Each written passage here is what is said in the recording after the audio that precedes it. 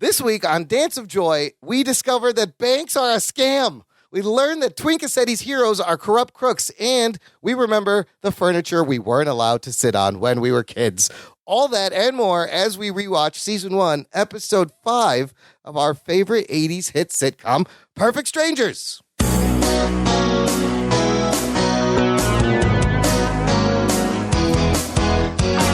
Hello and welcome to Dance of Joy, a Perfect Strangers rewatch podcast. My name is Imran, one of your hosts.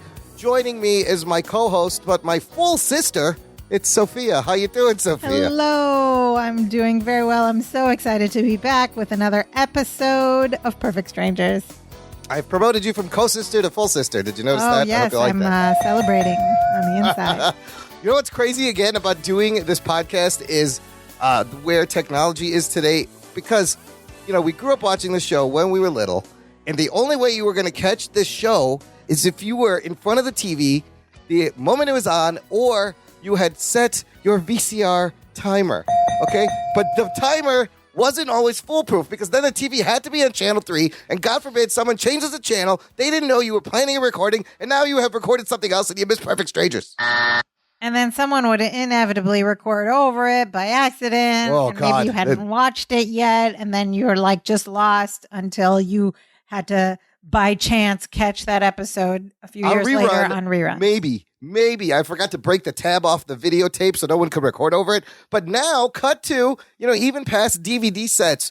Right now, wherever I am, whenever I am, I can pull out my phone, pull up Hulu, and watch any episode of Perfect Strangers. You could watch it at the dentist's office. You could watch it in the line at Trader Joe's. You could watch it anywhere. Go watch it on the toilet. On the toilet. You can watch it when your camera's off on a Zoom staff meeting. Yeah, instead of working, you could just have Perfect Strangers on. You can just watch amazing. Perfect Strangers all day. Look, I know that the future a lot of things are going wrong right now during the pandemic, but hey, let's look at the silver linings. This is a perfect way to escape the world. They gave us 22 minutes of joy every day. Every week, and we are bringing you 22 minutes of joy. So let's dive in. Let's do it. Season 1, Episode 5 is called Check This with the exclamation mark. It's important. And of course, we always start by giving you the TV guide description from 1986. Imran, tell us what it said. Oh, let's see. This week, Balki is so thrilled with his new checking account, he buys $3,000 worth of furniture for the apartment. Whoa. Oh, no. Now, of course, right from the beginning, we can see that $3,000 of furniture in 1986 was a big deal. It's a big deal now, still. I mean, it's still a big deal. I don't know. Some people pay that much for like a couch. You get one chair. Yeah, you get one armchair now for $3,000 from Ethan Allen. Stupid Ethan Allen. Episode 5, directed by Joel Zwick, is back. He's back. Oh, sorry. I mean, you're feeling fine. I'm glad he's back for directing. He's back from jury duty. Written by William Bickley and Michael Warren. Air date April 22nd, 1986. Perfect Strangers, created by Dale McRaven, starring Bronson Pinchot and Mark Lynn Baker. Act 1. We open this time not at Ritz Discount. We're opening this time at the apartment that Balki and Larry share. Somewhere different. Very funny. Another opening physical comedy scene right off the bat. Balki's in the living room doing his morning calisthenics or aerobics. It's like a 1980s aerobics video playing on the TV, and he's jumping around. And Larry comes out of his bedroom sleepy-eyed and grumpy. So already we know this is like early in the morning. Larry's always grumpy. He mentions, I'm always grumpy. But Balki shaking has woken him up. And then Balki starts doing buttock pinches. Yes. And it's apparently not awkward at all for Larry. Yes, and it's just funny hearing Bronson Pinchot in the Balki accent say buttock pinches. What are you doing, Balki? Buttock pinches. And, I thought he would feel weird, but no, it's fine. No, Larry's like accustomed to Balki's weirdness at this point. He must be a weird Myposian tradition. And Larry reminds Balki to fold up the couch. It's still left open. He left it open yesterday. And Balki says in the cutest manner, I can't. It's just, I love the way he said that. I don't know why. And he's still like clenching his butt repeatedly. And he's like, I can't. Yeah, it's very childlike. I can't. And so Larry, of course, is condescending to Balky as he's trying to explain how to do it. Balky's obviously trying to tell Larry something is wrong with the sofa, but this leads Larry to interrupt. And our first catchphrase alert, a first time Larry catchphrase. Watch and learn. Watch and learn. And of course, he's going to say it multiple times. And Balky's like, no, but cousin. Larry keeps cutting him off. Again, this is an exchange that becomes a catch exchange that becomes a common occurrence between the two. Balky's trying to explain. Larry's speaking over him, saying, watch and learn. And Larry says, you just have to lift and push. He goes to the end, like to the handle of the edge of the bed. Lift and push. Lift and push. And he does it and it doesn't go anywhere. Nothing happens. It's not working. Larry is frustrated. He's yanking the bed until he yells out in pain and grabs his back. Uh-oh. And Balky says, it's broken. Larry says, no, I think it's just a sprain. But Balky says, no, I mean, the sofa is broken. To which Larry, of course, gets upset. He goes, why didn't you tell me that? And Balky has his chance to give a wisecrack remark. He goes, well, because I was busy watching and learning. Take that, egg on Larry's face. Appleton. Yeah. Interesting to note, on the bed here, you can see his stuffed sheep, Dimitri, and the alphabet blanket from last episode. There we go. Continuity. Yes. So Balky really, he wants to help Larry's back. And he apparently he's got some kind of Myposian remedy, I'm sure. He runs over, grabs Larry from behind, to which they have a hilarious spin around struggle until they fall into the chair with Larry sitting on top of Balky. And now they do the classic improv game. You ever done this game, Sophia? With someone? I'm your arms improv game. How does this work? Explain what happens. Larry's on top of Balky on a chair right now. Balky slips his arms through Larry, like from behind Larry's armpits or whatever. And Larry is upset and frantic, and Balky's emoting his words and his expressions and franticness with his arms. And it's hilarious to watch. It's so funny. I remember watching Whose Line Is It Anyway? And this was one of the games. Yeah. It was like that they on rotate. So that's what it reminded me of. It's probably even like an old vaudevillian gag. Yes. I think it's an old like exercise, improv exercise. But it's still so funny to watch it done when it's done well. It's so funny. So Larry's disgusted. He walks away, sits on the edge of the bed as Balky looks. He goes, I sleep here. I should buy a new sofa. He gets up to pull out a leather pouch from under the mattress Larry is sitting on, of course, causing Larry to hilariously fly forward off the bed into a gentle child's pose position. Which can only make his back feel better. I bet his back felt great when he was down there. And then Balky comes down and goes, what did we lose? Like he's looking for something. But Larry picks him up and gives him the old, don't you ever do that again. Larry is shocked that Balky is keeping his money under his mattress. And Balky Why does this shock you, Larry? Balky sees nothing wrong with it. To him, it's just the safest place to keep his money. Larry says, don't you ever think a thief could break in here, get tired ransacking the apartment, lie down to take a nap, bam, your money's gone. Which is just such ridiculous logic. Yes. It really is. And Larry tells Balky, your money should be in a bank. To which Balky asks the first important question. He goes, why? And Larry doesn't really have an answer. He goes, it's just what people do. Do it. Larry has volunteered to take Balky on his lunch hour to open a bank account. And Balky says, well, this is my mad money. What does that mean? I didn't understand that. I didn't understand that either. But from the context of the rest of the dialogue, it means that that's just his spending money, and he has another pot saved somewhere, which is his savings. Okay, I didn't get that line. I was like, what is mad money? I don't know. Maybe was it a 1986 expression or something? An 80s expression? No, mad money. I don't know. That one even stumps. That one stumped both of us. Yeah. But then, Larry tells Balky, get all of your money. As Larry gets up and moves over to the chair, Of course, hilariously, Balky also moves up over to the chair because why? Because that's where he keeps his savings money under the mattress in another letter pouch, which he grabs, sending Larry flying off the chair one more time. And Balky goes, he opens the money, he goes, I got it. And Larry goes, you'll never get it. Oh, Larry. Stupid condescending Larry. And then cut to, we're at the bank. We're at the bank. And Larry and Balky are sitting at the desk of a banker. Or they're approaching the desk. Larry introduces the banker to Balky, who instantly goes and hugs him. Again, this recurring theme that Trope Balky yes. hugs strangers upon meeting them the first time. Yeah, he's so loving and innocent, and he just wants to hug everybody. Yes. The banker here, interesting to note, it's played by character actor Sam Anderson.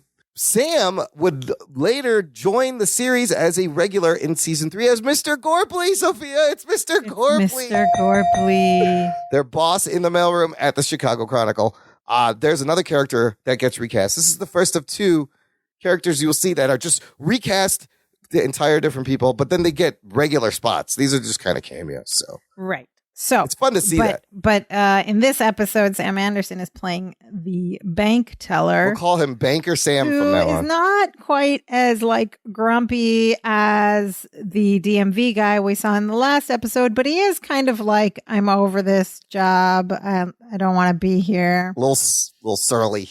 Yes. So he immediately pitches Balky a fancy high-end bank account, which comes with a free color TV and high spending, high credit limits and stuff like that. And Balky's like, ooh, I like that one. And Larry's like, wait a minute. I think that's a little out of your league. And Balky's like, what is my league?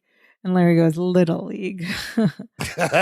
So then Banker Sam says, oh, and then hands a pamphlet. Says, you want a Happy Saver account? Requires a minimum balance of $2 and you get a free Freddy the Frog bank. But Larry immediately goes, he'll take that one. Balky, give him your money.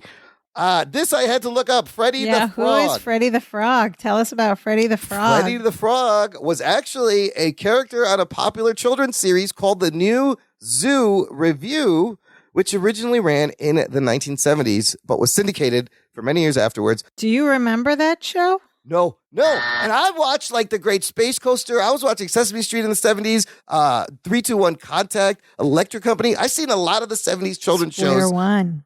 Kangaroo, Captain Kangaroo, Square One. But even in this, I don't remember the New Zoo Review. I'm sorry. This is a weird, deep reference. I don't know what writer was like, I remember I had a Freddy the Frog bank. Somebody must have had a Freddy the Frog bank. And now, Sophia, comes a great moment in this episode. We are about to get an important lesson in the banking system. And how are we going to do this lesson? Well, we're going to learn, first of all, we're going to learn that banks are a scam. If you didn't already know that. Of course. But we need to do this as our first ever reenactment. A reenactment? We're just going to do a line read. Okay. So, who do you want to be? Do you want to be Balky or Larry? I will defer to you, sister. You get to pick. I'll play whoever. Next time I get to pick, though. First. Okay. I will be Larry. Okay. You want to be Larry. I want to be Larry. Did you not expect that? No, I didn't. Because the juicy part is going to be Balky. Always. He gets the punchlines. Larry's the setup guy. Okay. But Larry let's see has what some happens. funny lines here, too. He does. He does. So we're going to do these lines from this little bit because he asks an important question about the bank when he's wondering what happens to my money when I put it in the bank, Balky asks. Cue line Larry. They loan it out to other people for interest. They give my money to other people just because it's interesting? No. No. Interest is what people pay the bank so that they can use your money. Well, if they're using my money, why don't they pay me? Well, the bank performs a service. For instance, you could come here and borrow money yourself. I could come to this bank and borrow my own money and then pay interest? Well, yes, provided you have good credit. What that is? Well, credit is proving to the bank that you don't need to borrow your own money. At this point, Balky is looking really confused and Larry's getting frustrated and he looks at the bank teller, Mr. Harper, and he goes, would you like to explain this to him? Not on your life, Harper replies. I love that. And reenactment. That was kind of fun. Yeah, we might have to do that for some other bits. But right there, look how confusing banking is to an immigrant. And the great part is Larry starts to realize as he's saying the lines how ridiculous it sounds and how circular the logic is and how it makes no sense. Banking is a scam. Keep your money in your mattress, listener. Yes. And then this leads to another question. Balky's like, well, who's going to watch my money? Banker Sam is like, I will. And he turns it around and he goes, well, I'm going to need references from you, buddy. Which, yes, that's a solid argument, Balky. I want to know who you are if you're watching my money. And then Balky says, well, how am I supposed to get my money if I want to spend it? And Larry tells Balky about checks. Larry says, when you want to buy something, all you have to do is sign your name to a check. That's all there is to it. And Balky, of course, mimics Larry. He says, you mean when I want to spend my money, all I have to do is sign my name to a check? The mimicry back and forth is funny. So great. Sign my name to a check. At which point, Balky gingerly hands the leather pouch over to Banker Sam, saying, take good care of it. Banker Sam takes the money out, counts it, and goes, $128. This is what this ordeal is about, $128. So he, sighs annoyedly and passes him the brochure of the different options of what kind of checks he can get. They got to pick. He's got to pick checks now. And he gets excited about everyone he sees. So first he goes, rainbows, flowers, puppies. They're probably sitting there for hours, much to the madness of Banker Sam trying to fill out the stupid thing. Flowers.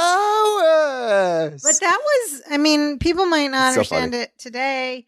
That was a hard thing to pick. That was like a big decision because you had to commit to one check design that everyone would see. And you don't know how long it's going to take you to make your way through all those checks, how long you're stuck with that design. I know this isn't Perfect Strangers today, but I'll tell you right now, I have no idea where my checkbook is. None. I don't know the last time why would I write a check? Okay, we'll come back to checkbooks at the end of the episode. But to later at Ritz Discount, and Susan is there massaging Larry's back. Yay! And she has a name tag again. She's got a name tag. And is she a nurse? Does she work at a retirement community? What is Susan's story? She's a nurse. She's some kind of medical professional RN, maybe in training. I don't know. She wears a name tag. That's all we know for sure. Larry's enjoying the massage. She appears to be very good at it. So, which seems like it could be something more than an innocent massage, but in this show, it seems to just be. I'm rooting for those two. I don't think that happens. I think I don't know if people were meant to root for them or not. But no, I don't know. Very vague. It's unclear. Balky enters with a paper sack, and he's in a good mood, and he says, "Ho ho ho! Balky Claus is coming to town." I think we're going to hear that later too. Balky Claus comes back during the holidays, I believe. He does. Yeah, and he pulls out an apple, and he says, "I have an apple for Larry Appleton." I love Appleton. That's the best. Larry calls it Larry Appleton. And, of course, here we have a good old Balkyism. He laughs at his own joke, slapping his knee, looking up at the sky, saying, "Where do I come up with them?"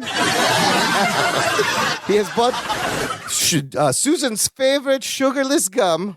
And also a bug light. And Larry's like, what's the occasion? He goes, is today Meepos Apple and Gum Day? Which legit sounds like it could be a Meepos occasion. Gum Day, yeah. Absolutely. Why not? He says, ask me how I paid for these things. And Susan's like, how did you pay for these things? And Balky's so funny. He goes, I wrote checks as he opens his checkbook. And you can see he did pick the puppies.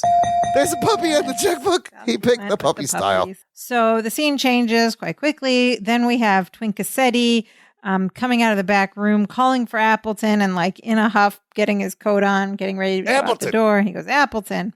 And he tells him he's got a big poker game that night, and he needs Larry to back him up and be his alibi because his wife doesn't like him playing poker. So he wants to tell his wife that he's going to a basketball game with Larry. And Larry is like, I can't lie to your wife. This is not good. And Twinkie said, look, I'm asking for a favor, man to man. Men do these things for each other. Do they? Do they really, Twinkie? To which Larry aptly replies, some men in the Nixon White House did those things for each other. And then Twinkacetti goes, "You leave my heroes out of this." Now, we're going to learn a bunch of stuff about Twinkacetti's, let's say, his what side he likes in terms of politics, a little bit about his personality and his beliefs. So we know he's a fan of Nixon, okay? Clearly, there's another subtle Nixon joke coming up. At this point, Susan, who's still there in the scene, pipes up and she goes, lying to your wife is really terrible. To which Twinkacetti goes, "Newsflash, sweet cheeks. The ERA is dead. You lost. Bow and get out."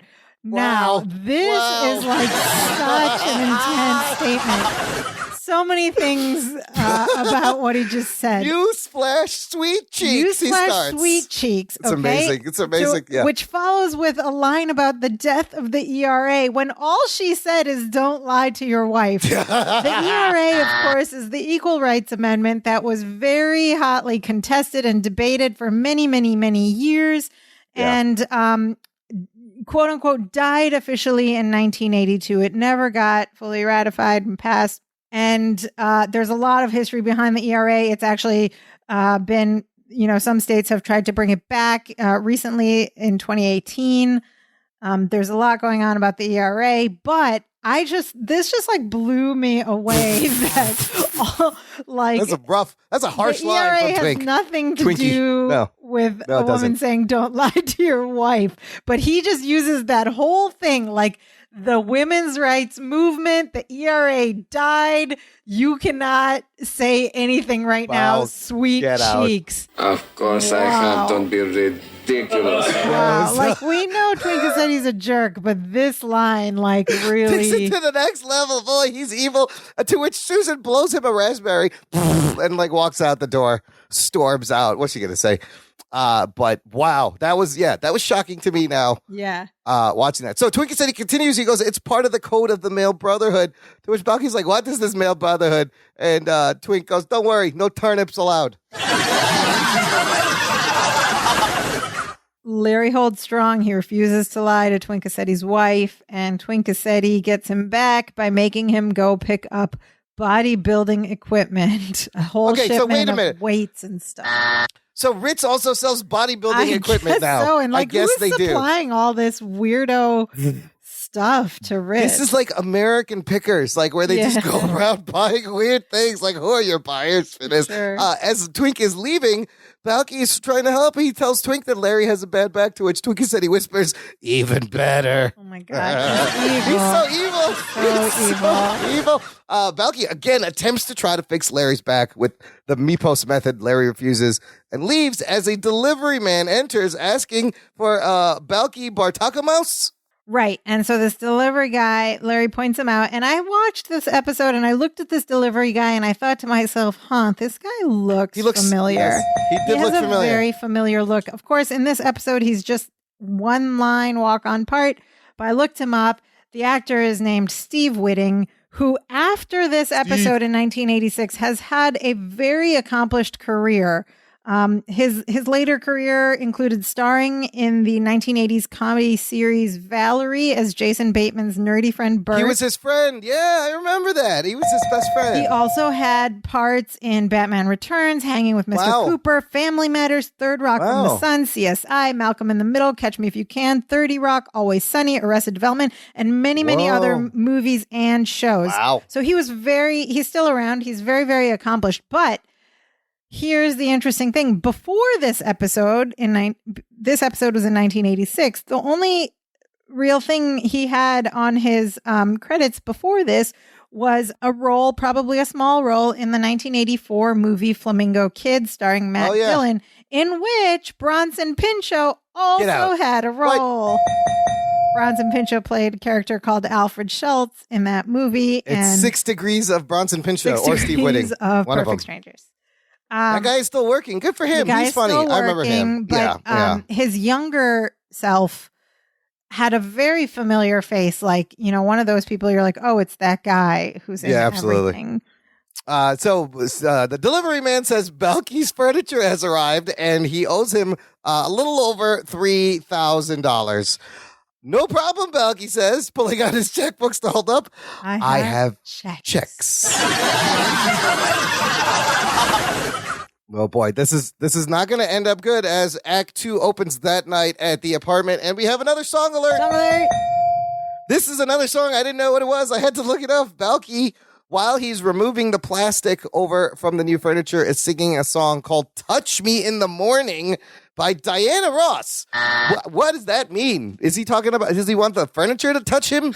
I don't understand why he's singing this song. I don't know. I'd have to look more closely at the lyrics there. What do you think about this furniture?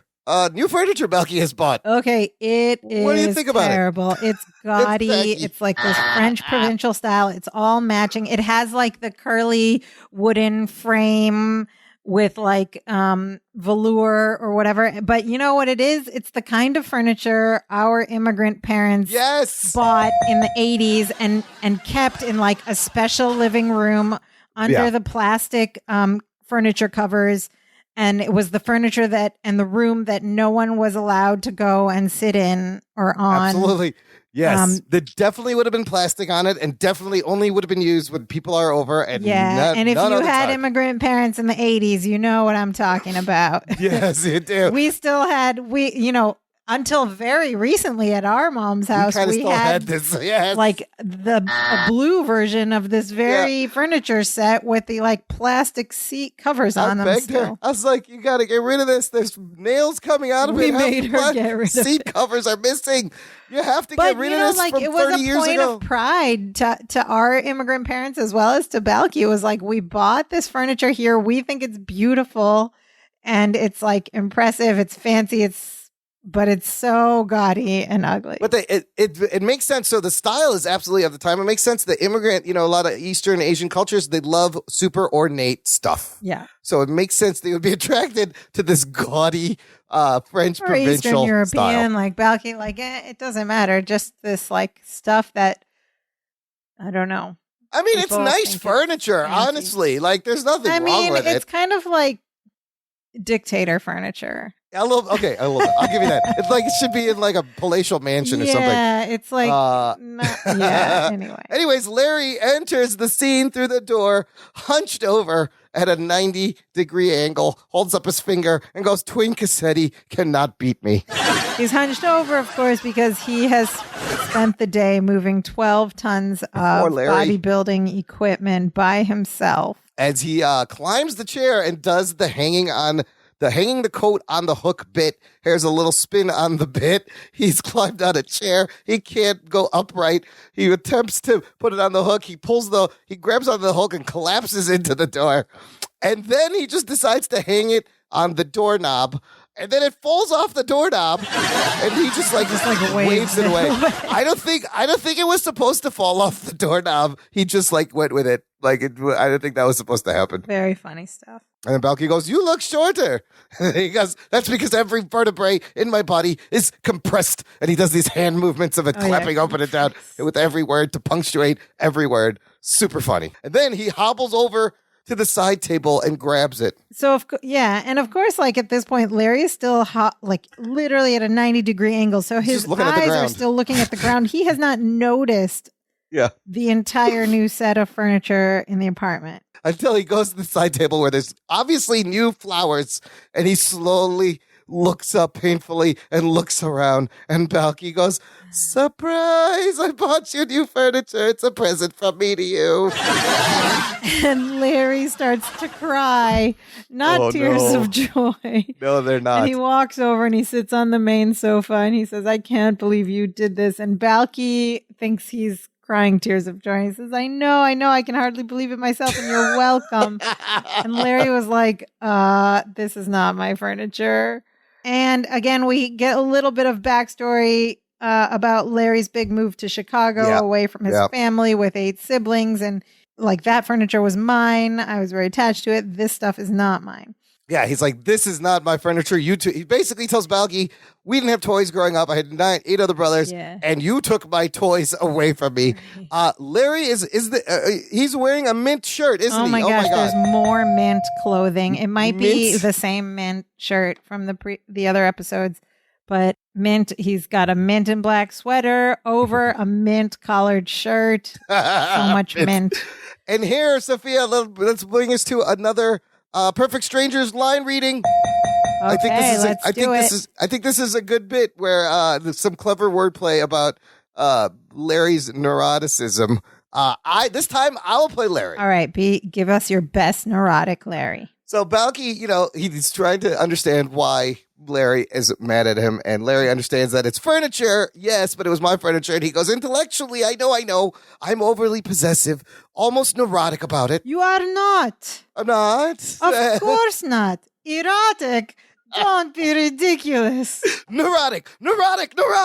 Okay, don't get crazy.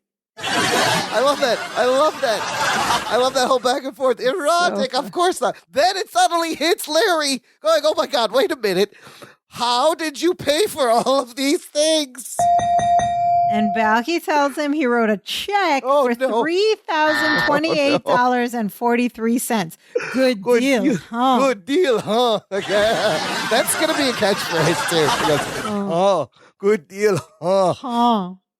Look, okay, of course, Larry gets super upset, and Balky doesn't understand what he's done, but you can't really blame Balky. He confused these two accounts that Banker Sam was talking about. And Larry's yelling at him, don't you understand anything about banking? And he goes, no, I don't understand. No, I don't understand. In Meepos, money is not that important. 2 chickens is a pig, 2 pigs is a cow, and 2 cows is a fortune. So great. He goes, you're the one that made me go to the bank and got me all confused. He's right. I'm on Balky's side. I feel bad for Balky. Yeah, it's confusing, and Larry made him do it. Yes, he's like, you put your money in the bank. Balky thinks it's all his fault when Larry is trying to take ownership. He does realize it's his fault. He never explained Balky to him. Larry goes, look, it's okay. It's not a big deal. We can return the furniture and we can get mine back. What did Balky do with Larry's furniture, Sophia? Well, he sold it to Twinkacetti. Of course I have. Don't be ridiculous. Of course he sold it to Twinkacetti, including Larry's lucky rug, which he goes, my lucky rug? You sold my lucky rug? And then Balky goes, is this neurotic? He goes, yes, and so is this. And he starts kicking the chair Balky is sitting on. And Act 2. Larry's upset. Balky feels bad. So now we got the conflict resolution. He's going to have to get his stuff back from Twinkacetti. So we open Act 3 and we're back at the mysterious, confusing Ritz discount store. And I just want to say, like, in some of these scenes, just a time out here about Ritz discount. Yes. In some of these scenes in the last episode and this one, we get a good glimpse of different parts of the store. Yeah. And there is so much random stuff. I know we've mentioned this before, but like there's like a whole wall of like army discount, like water canteens and helmets. Yeah. And then there's like appliances. There's like whole oven and stove things like in the back. There's toys. There's like frisbees and sun There's visors. like a keyboard Wurlitzer type thing in the one corner. Like Chicago t-shirts.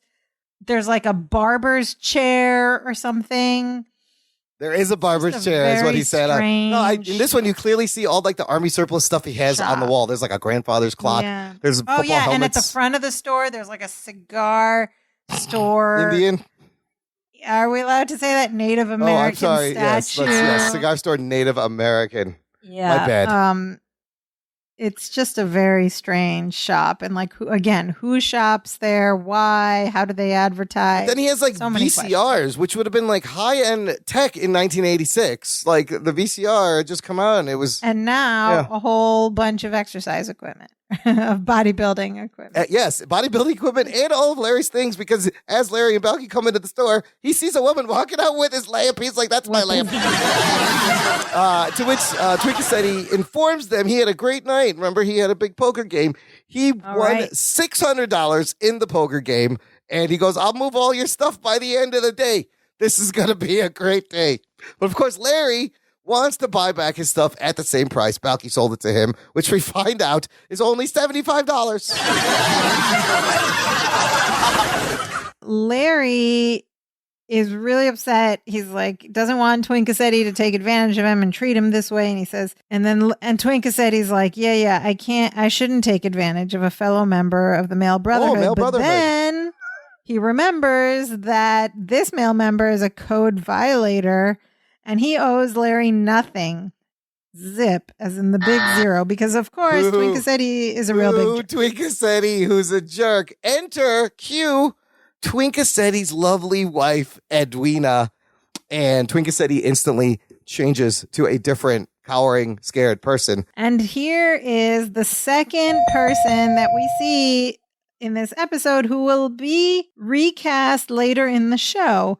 So this is the first appearance of Belita Moreno, who is fantastic. She's hilarious. She's so funny. In both of the roles she ends up playing on the show. But here she's playing Edwina Twinkacetti. Edwina, first of all, what a funny name. Yes. And then Edwina Twinkacetti, even funnier. Yes, Twinkacetti.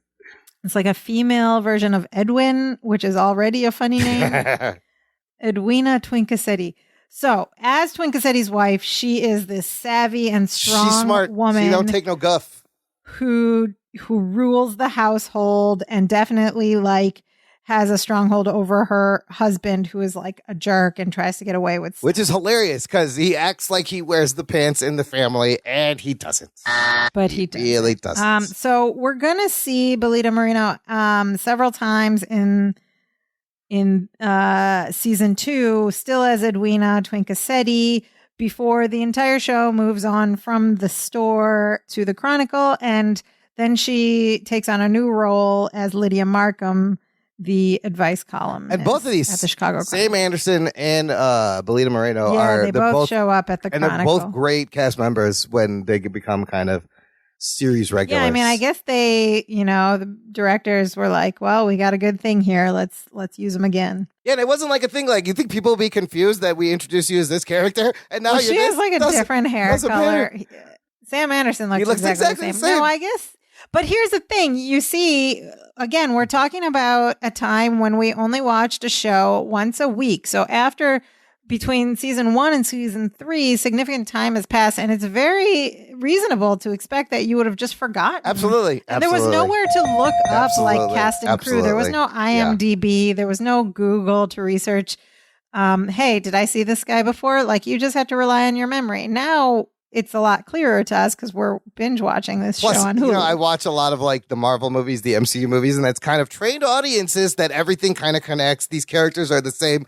So like you watch this now and part of you will be like, wouldn't Balky have been like, hey, weren't you the banker when I went to take my bank? Like he just acknowledged that Sam was the banker, but it's not. But this is the 80s. It doesn't matter. Anyways, 80s, Ernie Sabella's discomfort around her is so good. Like these two have amazing chemistry, and Balky does, again, the joke from beginning, hugging strangers, just goes up and hugs Edwina while she's being introduced to him. And she goes, I've heard so much about you. And Balky goes, well, I've heard so much about you too. And I don't believe half of it. TC, Twinkacetti's been talking smack about her. Yeah, making Twinkacetti very visibly nervous. So she asked Balky about the basketball game, which is news to all of us. And Balky's confused, and Twinkacetti shushes him before he can say anything and ushers her away to his office, at which point Larry explains to Balky that Twinkacetti has used Balky as his alibi, to which Balky replies, oh, bo, bo. Well, they got some leverage here. As Twinkacetti pops back out of his office, pleading to Balky. Balky, friend, member of the Male Brotherhood, he says. And Balky goes, oh, now I'm a member? Now I'm a member. Because, Balky is very shrewd and cunning all of a sudden. He goes, yeah, you're a lieutenant. Of course. Well, you'll cover for me, won't you, Balky? And then Balky goes, do you mind if I call you Turnip? The way he says it punctuates the turnip. And then Balky turns another thing around as Larry begs him. He goes, Balky. Balky turns to him and goes, watch and learn. Uh-oh, he learned something. He goes, I'll give you $65 for this furniture. Turnip. Just calls him Turnip.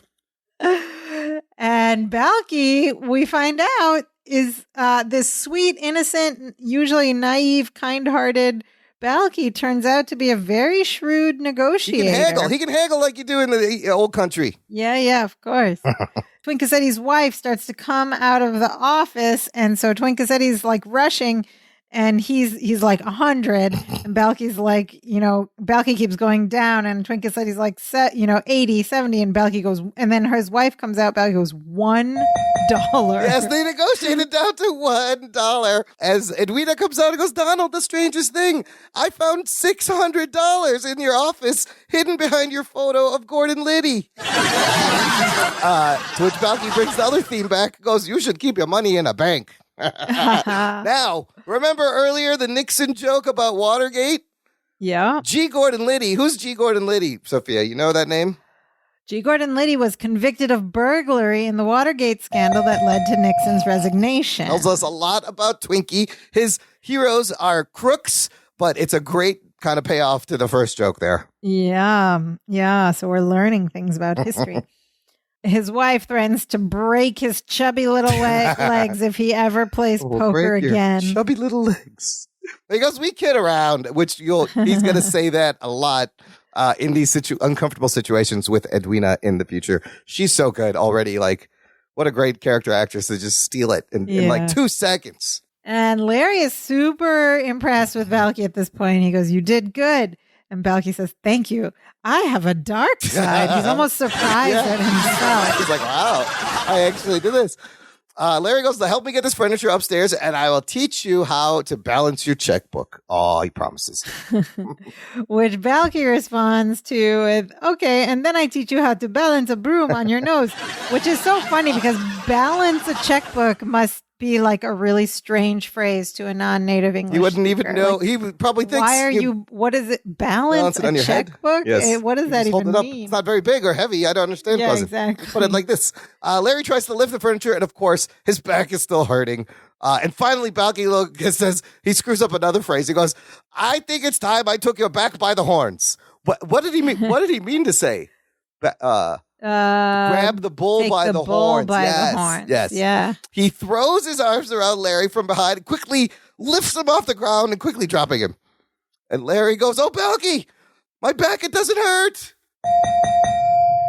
And he says, of course not. Balky fixed it. And he says, that's incredible. And Balky says, well, of course there are sometimes some side effects. And Larry's like, oh no. Like what? Balky, I can't move my arms. And he says, that's one of them. And Larry goes, well, now what do I do? And he goes, well, for that you got to go to a doctor. And it fades out as Mark Lindbaker's waving, flapping his arms around, trying to hit Balky. I found this out, an interesting note, at the original airing back in 1986 of the show. After the end of the program, there was a caption that read, this episode is dedicated in loving memory to William Nelson Baker. This was the week this episode aired that Mark Lindbaker's father passed away. Oh. So he was finishing up a whirlwind 2 months of production. Cast and crew were working on the next episode. Happy birthday, baby, at the time. So it was a nice little thing. Which is so sad because this was still in the early stages of the show when no one knew like what a success it was going to be. Yeah. And roll credits. So some of the comments I have, one is about the title. It's check this. If you remember, a couple of weeks ago, there was an episode called Picture This. So are they just going to find the verb of the what happens in the show and put this out? What's next? What this? What this? Smell this. Well, I don't know what else you could do with this. But I guess they already start kind of recycling things. 5 episodes. And again, 5 episodes in. We're in episode 5. We're starting to pick up on recurring favorite catchphrases and lines. We have a couple of don't be ridiculous. 2 times. And at least one opopo. Opopo. And that's about it. And now it's time to talk about Perfect Strangers today. Now, we hit on this a little bit in the beginning when we were talking about checkbooks. How else would this episode be different if the story was taking place today? Just to underline that, who uses checks anymore? Yeah, anyone? Exactly. You said you don't know where yours is. I don't even know where mine is. I know where my checkbook is. I tend to travel with it just in case, but I haven't used, my the register part where you quote unquote balance the checkbook where you write down. Yeah, you got to write down how much and the number. I still have the same booklet for the register that I got when I first opened the bank account in my freshman year of college. Yeah, It's the same bank account. Oh That's my when God. I got the checkbook. Oh my God. So you can flip back. It's like faded ink. You can flip back and see where I used to write down everything like from college. That's crazy. Which was a long, long time ago. So, Balky picked the puppies, and like I said, I don't know where my checkbook is, but I know the style I have is just like the basic, plain, normal the free style. one. Yes. Free one. I don't need any fancy account. crayon writing or any characters. I just need some checks. I remember mine was, the bank is a different bank because they got bought out or, conglomerated, but it was First Chicago at the time when I opened it, and the free default one was just like a Chicago skyline on a light blue background. But this episode also made me think of, I extrapolated, not just checks. Today is credit and credit cards. And I kind of think like this kind of happened to our parents. Just the idea of immigrants coming here, and then you apply for a credit card. Yes. And then you literally, just the concept, I can walk in this store, pick up this TV, and go home. And I technically didn't pay anything. I didn't know money was exchanged.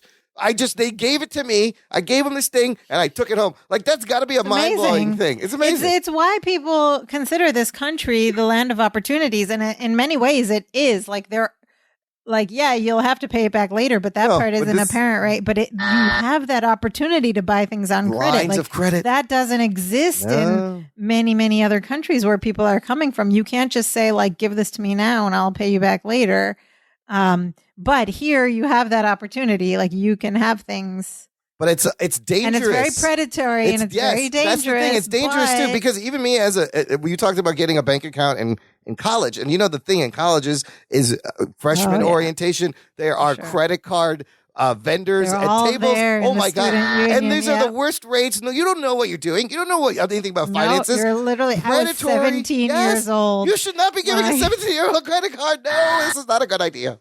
I was 17 years old when I opened that bank account. And they know. They're like, here's a t-shirt and a tote bag, and now we're going to ruin your credit for your next 30 years. Have a good day. Yeah. We'll keep going. So that's what it made me remind. That's what it reminded me of. But getting back to PS today, what would this story do differently, right? Like, today, checkbooks aren't a thing. Balky would learn about like Venmo and PayPal and be like, I can just shoot you some money through my Venmo. Which got me thinking, what would a Meposian payment application be like? Well, they were paying like seashells. They're like pigs and chickens. Yes. I will send you 3 cows, 2 goats, and some turnips. Here's your payment. And that's the payment. It'd be like a farmer's market app, but it's really all currency or something. Good stuff. Yeah. So it would be all about online banking. And it kind of reminds me actually of when we had to teach our mother about online banking. Well, you still have the similar overdraft problem that would occur and does happen. Yep. You're like, I could just here, take this, and you overdraft, and they charge you $35, and you're like, why did you? Now you would find out about it a lot quicker because you would get an alert or a fee or something. My question is, your check. Why would the bank allow the charge when you know how much money I have? Why are you letting this go through? What is going on? That's your fault, bank. It is, yes, that's your fault. You deal with it. And they're a scam. Banks are a scam, just as we've learned. Interesting, important lesson. Yeah. And with that, we wrap up season 1, episode 5 of Perfect Strangers. Let us know what you thought of the show. Find us on all podcast apps. Like us, follow us, subscribe to us. Next week is a very special week. We're coming up to the season 1 finale. Ooh. Remember, season 1 was a shortened season. That's right. 6 episodes. But I'm very excited because the show only gets better and better from here. Well, that's why you should subscribe, listeners, so you don't miss the show. Here's a little tease for next week's episode. I'm going to play the network commercial promo for the next episode that would have aired in 1986, Sophia. Oh, wow. I found the commercial that's actually promoting episode 6 of Perfect Strangers season 1. Good work. Check it out. Wednesday. Today is your birthday? Yeah. Happy birthday! What did you get me? Perfect Strangers. And Arvid's a dating animal. What does he have that I don't have? Actually, it's all that extra stuff that you have that he doesn't have. Head of the class. Tomorrow. Remember head of the class? Goodness, head of the class. Arvid was the nerd, and then there was like the big guy. But yeah, next week, it's Larry's birthday. Yeah, and it's a super funny episode. We may or may not get to celebrate with him. Find out next week. As we mentioned last time, we would love to hear from you. And I mean literally hear from you, hear your voices. If you want to send us a message, we'd love to hear it. Go to speakpipe.com/danceofjoypod and you can record a little message that'll get sent to us. Or you can just email us the old school way at danceofjoypod@gmail.com. You could be part of the show, listener. Wouldn't that be fun? Hear your voice, your name. Of course, check out our website, danceofjoypod.com. That has links to our Twitter, Facebook, Instagram, and our Facebook group, all Dance of the Joy Pod. Follow them, like them, subscribe them, comment Show on us them. some love and come on this journey with us as we watch Perfect Strangers. Thanks for listening, listener. And now we must Thank you, all thank do you. the Dance of Joy. Now we are so happy we do the dance of joy. Hey, hey, hey.